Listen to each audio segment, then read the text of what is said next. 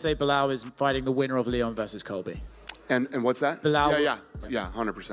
Safe to say Belal is fighting the winner of Leon versus Colby. And what's that? Belal. Yeah, 100%. I love it. Respect it very much. So you sorted through a few different opponents for him. Where do you go back to next time? Is it still Belal at like the top? I have no idea what we're going to do yet. He's not fighting on 300 when we figure it out. Yeah. Then we'll... And, Look, I get it. Nobody likes Belal Muhammad, but this is something that every MMA fan should be outraged at, worried about. I'm going to explain to you why. It's not just about Belal. Belal is the symptom of a much bigger problem that is going to be plaguing the UFC, a disease that is going to be plaguing the UFC. And as funny as it is for us to all meme at Belal and laugh at Belal, it's just plain wrong at this point. And I don't know how you can be a UFC fan and appreciate this. I don't know how you can be an MMA fan and cheer for this, right? If the UFC is going to be the gold standard of MMA, we cannot allow this to happen, and I'm going to explain to you why. Now, look, let's start off straight away. What is this story all about? Dana White and the UFC were struggling to put UFC 300 main event together. They were calling literally everyone. They were calling a drunk John Jones down in Australia, getting into rugby tackle-offs with the boys to see if he wanted to step in on like 58 days notice or whatever. Like, we are well into the countdown now. The UFC was calling absolutely everybody. And this story came out from Dana White, and then a little bit more was added to it by Ariel Helwani, that Dana White offered Leon Edwards three names to main event UFC 300, and not a single one of them was Belal Muhammad. Now, am I happy that Belal didn't get that main event? Yes. Belal Muhammad on UFC 300 would be horrible. But does Belal Muhammad deserve the next title shot? Absolutely. 100%, without a doubt. To offer anyone else other than Belal is insanity to me. Now that UFC 300 is sorted, to not even confirm that Belal is next is crazy. Belal Muhammad is 35 years old, guys. He's 35 years old.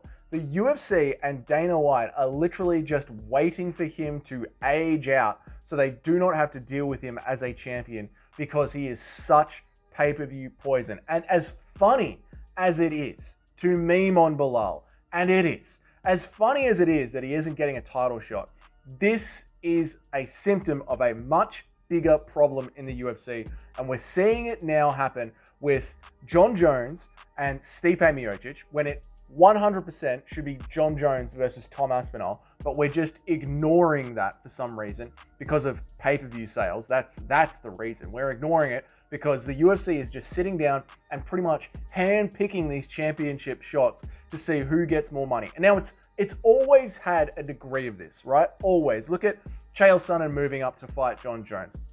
Not deserving of it, but it was always going around that Chael Sonnen was winning title shots with his mouth. And there's always been an aspect of that. Like, we are trying to sell tickets to the fight game. But it's gotten so much worse ever since the UFC and Endeavor partnered with the WWE and made this TKO era, that they're literally just looking at the personalities in the top 5, top 7, and picking who can be the champion and who can make the most money and giving them the most favorable matchups. And we're seeing it right now with John Jones and Stipe Miocic. They want to squeeze every last dollar out of John Jones and put him up there to say that he was the absolute greatest of all time. He was the greatest light heavyweight of all time. He beat the greatest heavyweight of all time. He's the greatest fighter in the world. And Francis Ngannou was too scared to fight him. And that's why Francis Ngannou ran away from the UFC. That is what the UFC is trying to message out and put out there. And what they are doing is just ignoring the meritocracy of the system with Tom Aspinall. They're doing the same thing all the way down on the other sides of the divisions. How can Merab Dvalishvili not deserve a title shot after what he just did to Henry Cejudo? After what he just did to an Olympic wrestler? He picked him up and body slammed him and had his way with him and started kissing him on the back like it was just a game. Like, Henry Cejudo wasn't even a challenge. And now you've got Sean O'Malley looking forward to Ilia Topuria. He's going to have one title defense over Marlon Chito Vera, who doesn't even deserve this title shot to begin with. They are going to allow Sean O'Malley to just completely duck the number one contender, Merab Dvalishvili, purely because Merab doesn't do enough sales. Now, it's all funny for now, but you're going to have, if you're laughing at this, you are going to have one day your favorite fighter not get a title shot because he doesn't make enough sales, right? I am sure there are people that are massive fans of Tom Aspinall that are already going through this. And I don't know if you're like so new here, you do not remember when Tony Ferguson wasn't able to get his title shot. When Colby Covington back in the day, when it was the Tyron Woodley, Kamaru Usman saga going on, when he wasn't able to get his title shot. It's always been bad, but it's just getting so much worse now that we are a publicly traded WWE-esque company.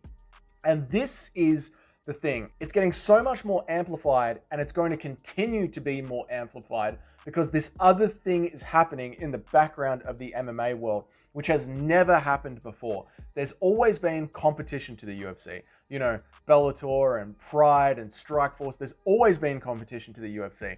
But it's been the exact same model as the UFC. It's been the exact same matchmaking style as the UFC. Whereas now you have got this thing, PFL, which is pumping serious money into it. And if you don't think that matters, look how much the Saudi money has changed boxing. Well, the Saudis are funding the PFL and they are pumping a ton of money into it. And in 2 or 3 years' time, Bellator will not exist. Once those TV contracts are done and the TV contracts say that Bellator need to put on a certain amount of events, once that is all done, 100% Bellator is going to get folded into the PFL. And as you've got the UFC moving to more WWE-esque matchmaking, you're going to have the PFL putting on more of this meritocracy-based system, getting bigger and bigger with just as many good fighters as the UFC. And if the PFL can tell 1 year's worth of good story in that meritocracy-based system, if the PFL can have 2 or 3 good events in a row, just 6 months worth of events, good solid events in their meritocracy-based system, while the UFC ignores Merab Dvalishvili, ignores Belal Muhammad, ignores Tom Aspinall, and this goes on for a couple of years' time. The next fighter comes up the rankings that you really like, that isn't getting his title shot, and the more people talk about it, it is only going to be a matter of time before you have a huge amount of hardcore MMA fans backing the PFL, just bagging everybody who likes the UFC because it's a clown show, WWE, just picking whoever's popular. Look at Sean O'Malley. He's literally a clown. Look at what he allows other men to do to his wife. Look at the way that the dude behaves. He's an adult. He acts like a Fortnite character. You're going to have that kind of system set up protecting that kind of person while proper champions, proper people like Merab Dvalishvili and Belal Muhammad and Tom Aspinall just get pushed to the side, right? While the PFL is building this amazing meritocracy-based system. And right now, the PFL system is boring to watch, but that will change. Once they nail their storytelling, that is going to change and it's going to embarrass the UFC. It's not a good look. If you are still laughing at Belal Muhammad, 35 years old, getting looked over for people, Khamzat Chimaev hasn't even been in the UFC as long as Belal Muhammad has. If you are still laughing at that and you still think that is funny, it is such a bad look for the UFC. It is going to take the UFC down a horrible path. You should be, I know it's weird to do this and it's hard to say this, but we should be pushing for Belal to get his shot to help bolster up a pay-per-view that doesn't quite have the fights on it that it should have. That is the perfect fight for that to just slip in there. It's like a WMMA fight. It's a fight that it just helps fill in a card that's a little bit weak. You've got this fight ready to go and instead it's getting overlooked and everyone's laughing at it. It's just wrong, man. It's the wrong thing to do. Anyway, that is my take on that. There seems to be a lot of news on what happened, but we seem to just be moving on with it. Like, Belal got stooged again.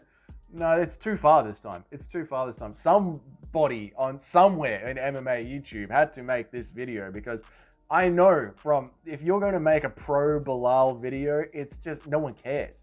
But it's just wrong. So at least it's said and it's out there. At least somebody went out and said, this is not the right thing to do. It's funny, but it's messed up. And Belal should get his title shot. Merab should get his title shot. You should be, if you're a real MMA fan, you should be outraged that they're not getting their title shot. It's crazy to me. Anyway, they're just my thoughts. If you can think of a good reason why Belal doesn't deserve the next title shot, put it down there in the comments. If you enjoyed this video, maybe consider hitting that subscribe button. And of course, I will see you all in the next one.